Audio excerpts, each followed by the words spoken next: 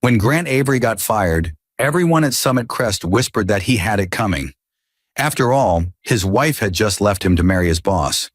To them, he was the office tragedy, the man who lost everything in one quarter. But what they didn't know was that the janitor cleaning Richard Callahan's office that night found something. A memo stamped confidential with Grant's name buried inside a multi-million-dollar fraud. And when that memo reached the wrong man, or maybe the right one, Grant picked up his phone, made a single call, and within 1 hour, the same people who destroyed him were begging for his mercy, because sometimes the quiet ones aren't broken. They're just loading their next move. Everyone thought that was the end of the story. Fired man, broken marriage, predictable ending. But an hour later, the building froze as federal agents flooded the lobby. Nobody knew what triggered it. Not the champagne in Richard's hand, not the smile on Marissa's face, just that everything changed the moment a janitor picked up a piece of paper that wasn't meant to exist.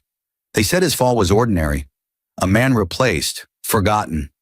Yet beneath those polished glass floors, a secret waited, one forgotten document that would unravel an empire. What was written inside that memo? And how did one phone call from a man they'd already destroyed bring their world crashing down? They took his wife. They took his job. They thought they'd taken his voice. But the one thing they didn't take was proof. When the janitor handed him that confidential memo, Grant Avery finally saw the weapon they never knew he had. An hour later, the same man they humiliated was on the phone, calm, measured, giving an order that made the most powerful man in the company break into a sweat. He used to believe loyalty could protect him. Loyalty to his wife, his boss, his company. But when betrayal came from every direction, something inside him shattered in silence. He thought he'd lost everything, until a single page handed to him by a janitor revealed the truth behind his downfall. And for the first time, Grant realized the same people who ended his career had just written their own destruction. They laughed when he walked out carrying that box. The fired husband, whose wife now bore his boss's last name. But revenge doesn't always arrive with noise. Sometimes it whispers through a phone line at midnight. When that memo slipped into Grant's hands, the balance of power flipped. Quietly, permanently. And 1 hour later, the call he made didn't just expose them. It erased them. He'd never forgotten the sound of silence that day. Not the kind that comforts, but the kind that swallows a man whole. The kind that starts when everyone in the office stops talking as you walk by. Grant Avery adjusted his tie, clutching the brown envelope HR had handed him, the words "position terminated" echoing in his head like a courtroom verdict. 9 years of work reduced to 3 typed lines and a weak handshake. Outside the glass wall, through the reflection, he could see her, Marissa, his wife, now Mrs. Callahan. Same wedding ring, different man's hand holding hers. Richard Callahan, his boss, the same man who toasted at their wedding, who said Grant was the most loyal employee he'd ever met. Now he stood with her in his office, smiling over a champagne flute, as if nothing about their betrayal deserved shame. Grant's breath came slow even. No scene, no outburst, just quiet resignation.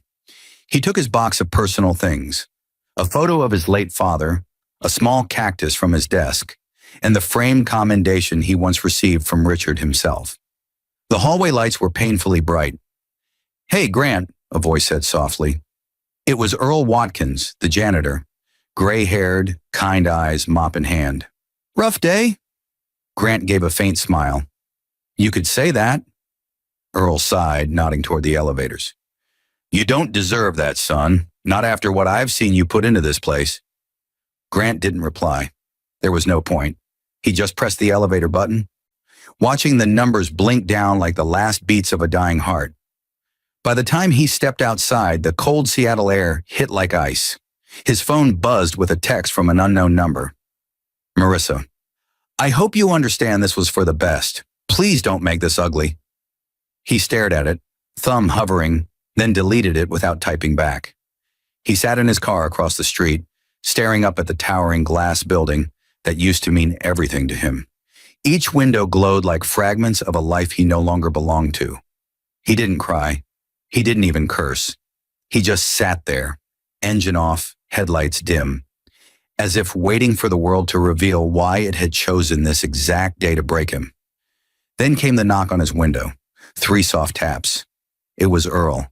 The janitor's reflective vest caught the streetlight as he approached slowly, his hand clutching a folder. His expression was different now. Nervous, almost urgent. "Mr. Avery," he said, voice low, "I found something. You might want to see this." Grant frowned. "What is it?" Earl glanced over his shoulder, lowering his tone. "Something your boss left on his desk. Looked important. Couldn't throw it away." Grant hesitated, unlocking the door. "Get in." The old man slid into the passenger seat, shutting the door quietly. He handed Grant a worn envelope stamped in red. "Confidential." Grant tore it open, scanning the first line, and froze. His eyes moved faster, his pulse picking up. His termination had nothing to do with restructuring. At the bottom of the memo was a digital signature, R. Callahan, approving transfers from a city project account to a private trust registered under one name, Marissa Callahan. Grant looked up, heart pounding in disbelief. "Where did you find this?" Earl whispered. "On his desk. Thought it was trash until I saw your name in it." Grant's breath came slow again. The same silence from earlier, only now it felt alive, electric, dangerous. He folded the memo carefully, every corner lined like evidence. "Earl," he said quietly, "you didn't find trash. You just found their mistake." He reached for his phone, scrolling through contacts until he stopped at one name, Sandra McCoy, Federal Contract Oversight Office. He hadn't spoken to her in years. He stared at the screen for a long second. Then he pressed call, and in that small moment, the night began to change its temperature. The night began to change its temperature. The street outside Summit Crest's glass towers glowed with cold neon reflections. But inside Grant's car, the air felt heavy, like the world had just handed him a loaded gun disguised as paper. Earl sat silently beside him, fingers tightening around his cap, waiting for a reaction that didn't come. Grant's expression was unreadable, calm but razor sharp. His eyes lingered on the memo again, scanning every figure, every date, every name that wasn't supposed to exist. He could see it now.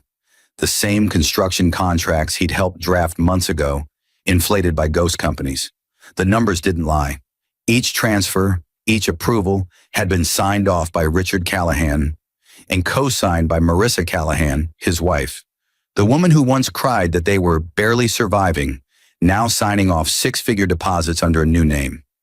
Grant exhaled slowly, his reflection in the windshield splitting under the city lights.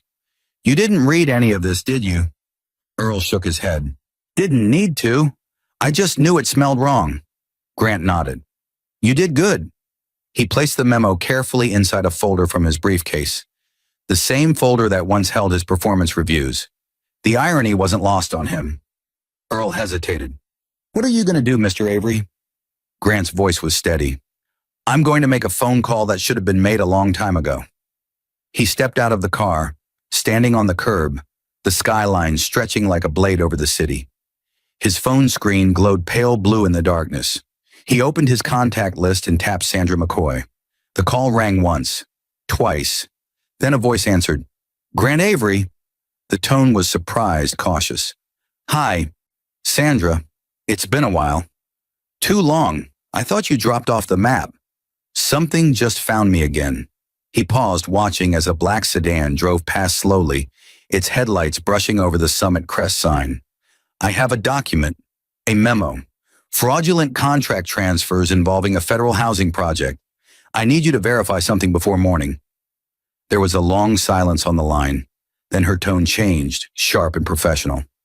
"Grant, are you saying this involves Summit Crest?" "And Richard Callahan." Another pause, then, "Send me what you have. Secure channel only." Grant's thumb hovered. "Sandra, if what I send you confirms what I think it does, don't call me back tonight. Just do your job." "Understood," she said, and the call ended. He uploaded the scanned pages, encrypted them, hit send. The progress bar filled slowly, each percentage ticking like a countdown to something irreversible. Inside the car, Earl watched him through the windshield, uneasy. When Grant slid back into the seat, the old man cleared his throat. "You think they'll come after you for this?" Grant's lips curved faintly, a ghost of a smile. "They already did. I just didn't know it yet." Across the street, through the glass walls of the 12th floor conference room, faint silhouettes moved. Richard's tall frame and Marissa's familiar outline. They were laughing about something, toasting champagne. To anyone else, it looked like victory, but to Grant, it looked like the opening credits of their downfall. He turned the car key, engine humming low. "Earl, go home. If anyone asks, you never saw me tonight." Earl hesitated. "You sure about that?" Grant's voice lowered. "You helped me enough already. Now it's my turn." The janitor nodded, stepping out into the night, his figure disappearing into the rain-soaked sidewalk. Grant drove off slowly, each street lamp flashing across his windshield like a metronome counting down to dawn. By the time he reached his apartment on the east side, the city was asleep. He didn't turn on the lights. He just sat on the edge of his bed, phone still in his hand, watching the seconds pass. The silence felt different now. Heavier, but with purpose. His screen blinked once. A message from Sandra appeared. "Confirmed. Everything checks out. This goes federal by morning." Grant read it twice, his throat tightening. Not from fear, but from the quiet satisfaction of a man who'd finally stopped running from injustice. He leaned back, exhaling into the dark. Somewhere across town, in a penthouse suite that overlooked the same skyline, Richard Callahan poured another glass of champagne, laughing as Marissa wrapped her arms around him. Neither noticed the storm quietly forming below. Because vengeance doesn't shout, it waits. Patient, silent, deliberate. And in that silence, Grant Avery finally began to breathe again. Morning crept over Seattle like a rumor. Quiet at first, then impossible to ignore. The skyline shimmered in silver light, reflecting off the glass towers of Summit Crest. Inside the 12th floor boardroom, laughter still lingered from the night before. Champagne bottles stood half empty, the air heavy with perfume and arrogance. Richard Callahan leaned back in his leather chair, scrolling through the morning stock updates on his tablet. "We're up 3 points, he said smugly, glancing at Marissa. "That's what a clean slate looks like, Mrs. Callahan." Marissa smiled, though something about the word clean made her pulse jump. She had been trying to convince herself she'd moved on, from guilt, from the scandal of leaving Grant. But sometimes, in the hush between words, she still saw his face the night she told him she was leaving. That look, not of anger, but of understanding, haunted her more than she'd admit. The elevator dinged. A young intern stepped out, pale, breathless. "Sir, there are men downstairs asking for you. They're—" Before he could finish, the phone on Richard's desk buzzed. His assistant's voice crackled through the speaker, tense. "Mr. Callahan, there's a situation in the lobby. Federal agents." Richard frowned. "Federal agents?" He rose sharply, eyes narrowing. "Tell them I'll—" The door burst open. 2 men in dark suits entered, badges flashing gold in the morning light. "Richard Callahan?" the lead agent asked, his tone flat, practiced. "We have a federal warrant to search these premises. Step aside, please." For a moment, the room froze. Marissa blinked, her hand tightening around the edge of the desk. "There must be a mistake," she whispered. But the agent had already placed a folder on the table. "Procurement fraud, document forgery, misappropriation of federal contracts." He glanced at the memo's header. "We've verified your authorization signatures, Mr. Callahan." Richard's color drained. "That's impossible," he said, voice cracking. "Where did you even get—" "An anonymous source," the agent interrupted, "with proof." Marissa's eyes darted toward the window, the city beyond it glinting like glass shards.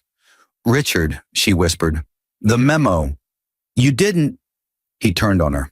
"Don't you dare start now." Outside the glass wall, employees were gathering, phones raised, whispering. Security tried to control the crowd as the agents moved through the hallway, opening drawers, collecting files, pulling hard drives. The air was thick with disbelief. Down in the lobby, Earl Watkins stood by his mop bucket, pretending to clean, but watching everything. His gaze found Grant Avery standing by the revolving doors, dressed in a dark coat, calm, composed. Their eyes met for half a second. Grant gave a barely visible nod. Earl looked away, his hand tightening on the mop handle like it was a flag planted on truth. The agents escorted Richard and Marissa out of the elevator, their reflections flashing in every pane of glass. Cameras clicked, murmurs rose, and someone whispered, "Is that his wife?" Marissa kept her chin lifted, but her hands trembled. She turned once. Through the glass, she saw Grant standing there, still, expression unreadable. Her lips parted as if to say something, but no sound came. The elevator doors closed between them with a metallic sigh. Outside, reporters were already forming a semicircle near the building's entrance. Richard tried to speak, but the microphone swallowed his words. "No comment," the agent said, leading them toward a waiting car. Grant watched quietly from the curb. No smile, no visible triumph. Just silence, the same silence that once broke him, now turned into his greatest weapon. Earl joined him, stepping up beside the curb. "They didn't even see it coming," he murmured. Grant's eyes stayed on the flashing red and blue lights. "That's because they never look down," he said softly. "People like that only look up, until gravity reminds them what's below." Earl gave a slow nod. "So, what happens now?" Grant turned slightly, the morning light catching the calm on his face. "Now it's cleanup time," he said. "The real kind." He reached into his coat pocket and pulled out an envelope, the same one he'd given Earl before. "You start today, facilities compliance. You've earned it." The old man's eyes widened. "You mean it?" Grant smiled faintly. "You saw the truth when no one else did." "I'll need that kind of vision." Earl took the envelope, nodding slowly, emotion tightening his throat. "You're a good man, Mr. Avery." Grant's gaze drifted back to the horizon. "No," he said quietly, "just a man who finally stopped forgiving the wrong people." A gust of wind lifted the papers from a nearby bench, scattering them into the street. The sirens faded. The building behind them stood silent, and somewhere far above, the Summit Crest logo gleamed under the rising sun. Stripped of meaning, hollow, waiting to fall. Grant turned away, his footsteps calm, deliberate, measured. The walk of a man who'd lost everything, then found something worth far more, justice without noise. And as he disappeared into the crowd, the camera of fate lingered on the empty lobby doors, one still revolving slowly, like the wheel of consequence turning full circle. Rain drifted across downtown by evening, turning the glass towers of Seattle into mirrors of moving light. Inside the holding suite of a federal building, Marissa Callahan sat alone, her fingers clenched around a paper cup of untouched water.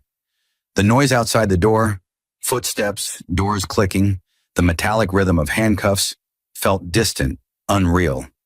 She stared at her wedding band, the one she'd refused to remove even after changing her last name.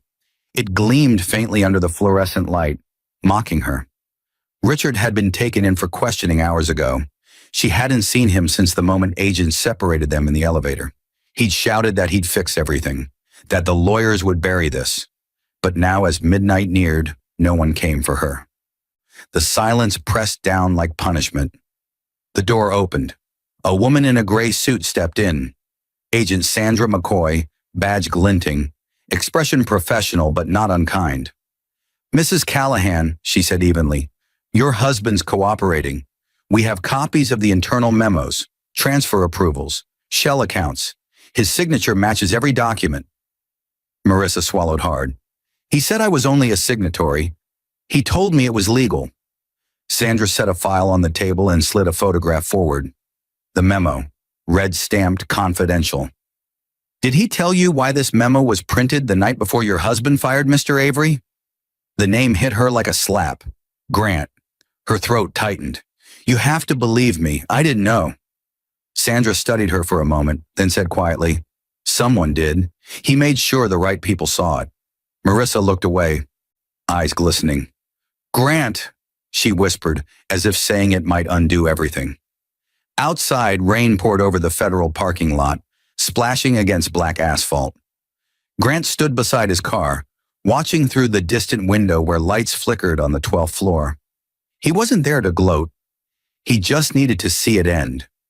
Every betrayal has a shape, and this was what hers looked like: glass, rain, and fluorescent guilt. A voice broke through the rain. "You really came here?" He turned.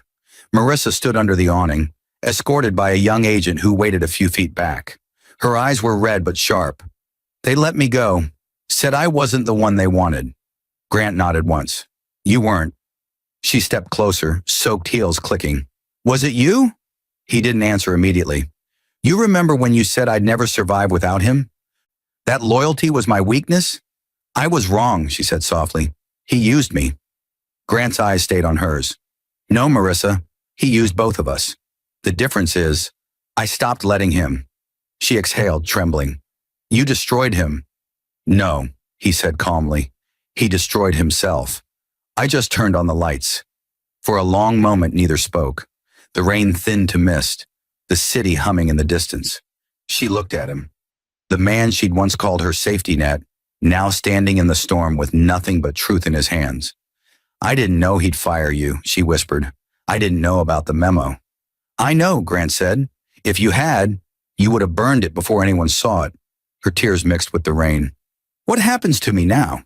Grant's gaze softened. "That depends on what you do with what's left. There's always a choice after the ruin." The agent gestured for her to return inside. Marissa hesitated, then said, "Grant, do you ever forgive people?" He looked past her, toward the skyline. "Sometimes, just not the ones who teach me why I shouldn't." She nodded slowly, turned, and walked back under the awning. The door closed behind her, leaving only the rain and the faint glow of the streetlights. Grant slipped into his car, the city stretching before him like an open book finally read to the last page. The storm had ended. The air smelled clean. As he drove away, his phone buzzed. A message from Sandra. "Case filed. Arrest confirmed. You're cleared." He didn't reply. He just watched the wipers move back and forth, erasing the last traces of the night, and somewhere between the blur of rain and glass, Grant Avery allowed himself the smallest of smiles. Not of triumph, but of peace earned the hard way. 3 weeks later, the world had moved on. At least that's what the headlines said. Summit Crest executives indicted in multi-million-dollar fraud case. The story ran its course across every news channel for 5 days, then vanished like all scandals do. But inside a quiet corner of Seattle's East Side, a man who'd once been their scapegoat sat alone, nursing black coffee in a diner that smelled of rain and old vinyl booths. Grant Avery watched through the window as people hurried past, umbrellas colliding, lives rushing forward, and for the first time in years, he wasn't trying to catch up. The noise of ambition had finally fallen silent. He didn't have a company anymore, or a title, or the corner office view he once thought meant security. What he had left was peace, and a name cleared of lies. The waitress, Molly, refilled his cup. "You look like someone who just buried something heavy," she said with a friendly half-smile. Grant glanced up. Maybe I did. Did it deserve to be buried? He thought for a moment. It deserved to stop breathing. She laughed softly, not understanding, but the sound felt warm. He thanked her, slid a few bills under the cup, and stood. As he stepped outside, the morning air felt new, washed clean, like the city itself had exhaled. A familiar voice called from behind him. "Mr. Avery!" He turned. It was Earl Watkins, wearing a crisp navy work jacket with a small Summit Crest insignia stitched with new words underneath. Federal Receivership Division. His old janitor's cap had been replaced by a company-issued badge clipped neatly to his chest. "Well, look at you," Grant said, smiling. Earl grinned. "Guess some good came out of all that mess. They rehired most of the lower staff after the audit. Gave me a supervisor title. Never thought I'd see my name on a door." "You earned it," Grant said. "You saw what others ignored." The older man shook his head. "I just picked up what rich folks dropped. You're the one who knew what to do with it." They stood quietly for a moment, traffic humming by, the wind carrying that early chill that hinted spring wasn't far. Earl's gaze softened. "You ever think about going back? Starting over?" Grant looked down the street. Maybe, but not in the same way. Not where power means more than people. Earl nodded slowly. Whatever you do, you'll be all right. You already paid your dues. Grant smiled faintly. Some debts are worth paying twice if they buy your freedom. He reached into his coat and pulled out a small white envelope. I almost forgot. This belongs to you. Earl frowned. What's this? First bonus, Grant said. They won't tell you where it came from. I will. The old man's hands trembled as he opened it. Inside, a cashier's check, modest but life-changing. He looked up, eyes wet. You didn't have to. Grant stopped him gently. You once said you clean what people leave behind. Well, I'm just finishing the job. A bus roared past, scattering the silence, and when it cleared, the two men stood smiling in the drizzle. Earl laughed softly. You really are something, Mr. Avery. Grant's expression was calm. No, I'm just done pretending losing everything means losing yourself. He extended a hand. Earl shook it firmly, and for a moment, the difference in their worlds disappeared. As they parted ways, Grant walked toward the waterfront, the same skyline that once defined him now, just a reflection on the bay. The seagulls cut through the fog, the water shimmered faintly, and the morning light traced his silhouette as he stood at the pier. He pulled out his phone, saw an unread message from an unknown number. Marissa, I'm sorry for everything. I hope you find peace. He read it once, then let the phone fall into his coat pocket without replying. Some words he'd learned didn't need an answer, just distance. The camera would have lingered on his face, not triumphant, not bitter, just still. The kind of stillness that comes after surviving a storm no one thought you could stand through. Behind him, the city buzzed back to life. Sirens, traffic, chatter, but it no longer owned his heartbeat. He turned toward the open road, walking slowly, his figure fading into the light mist as the screen of life shifted toward dawn. Because revenge in the end was never about destruction, it was about restoration, and Grant Avery had finally restored himself. 2 months later, spring sunlight spilled across the courthouse steps, warming the crowd that had gathered for the trial of Richard Callahan. Reporters clustered behind barriers, microphones lifted, lenses clicking like insects. Inside, the courtroom buzzed with tension, air thick with the scent of coffee, cologne, and fear. Grant Avery sat near the back, unannounced, half hidden beneath the gallery's shadow. He wasn't there for vengeance anymore. He was there for closure. When Richard was led in, wrists bound, his once immaculate hair graying at the temples, Grant didn't feel satisfaction, only distance, the kind that comes from finally stepping out of someone else's storm. The prosecutor's voice cut through the murmurs. Mr. Callahan, did you authorize the falsified housing contracts listed in Exhibit C? Richard's jaw tightened. I acted on the information my assistant provided. And that assistant was your wife, Marissa Callahan, correct? Every head turned. The courtroom doors opened softly. Marissa entered, hands clasped, face pale beneath a neat black coat. She didn't look at Richard as she took the witness stand. Grant watched her breathe in deeply before speaking. Yes, she said quietly. But he told me it was part of a merger strategy. I believed him. Do you still believe him? The prosecutor asked. Marissa shook her head slowly. No, I believe Grant Avery. The words fell like a pin in a cathedral. Even Richard blinked, stunned. Grant lowered his gaze, the corners of his mouth tightening. Not in triumph, but in the small recognition that truth finally had a voice louder than his silence. The cross-examination lasted hours. Documents surfaced, signatures matched, recordings played. By afternoon, the judge's gavel echoed once, twice. Bail denied. The defendant will remain in federal custody pending sentencing. When the guards led Richard away, Marissa didn't look back. The cameras caught her only in profile, a woman realizing too late the cost of ambition dressed as love. Outside, the rain clouds began to gather again, soft and gray. Grant stepped into the drizzle, exhaling slowly, every breath lighter than the last. The courthouse behind him buzzed with reporters shouting his name, but he kept walking down the marble steps toward a waiting cab. A voice called softly from behind. Grant. He turned. Marissa stood at the top of the stairs. No cameras on her now, only wind. You didn't have to come, she said. I did, he replied. You deserve to see someone keep their word for once. She nodded, eyes shimmering. I don't expect forgiveness. He studied her for a moment, rain streaking between them. Then maybe you'll finally get something honest. What's that? She asked. Consequences, he said quietly. They don't destroy people, Marissa. They teach them. She lowered her head, tears mixing with rain. And when she looked up again, he was already walking away.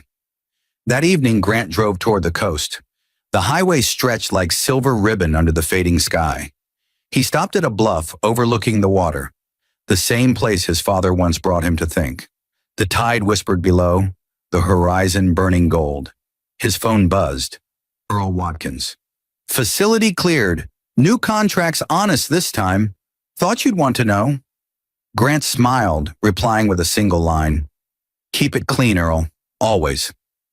He sat on the hood of his car, the wind tugging at his coat, the Pacific roaring softly beneath. In that sound, he heard the weight of everything he'd endured. Betrayal, humiliation, redemption. Dissolve into something simpler. Peace didn't come with applause. It came with breathing freely again. He looked out over the endless line where sky met sea and whispered to himself, it's over. Somewhere behind him, the city lights began to flicker on, unaware that one of its ghosts had just laid himself to rest. The day pulled back slowly, wide shot, dusk bleeding into twilight, until Grant Avery became a small figure against an endless ocean, a man who lost the world but kept his soul. Because in the end, revenge was never about hurting them. It was about healing him, and at last he'd done both.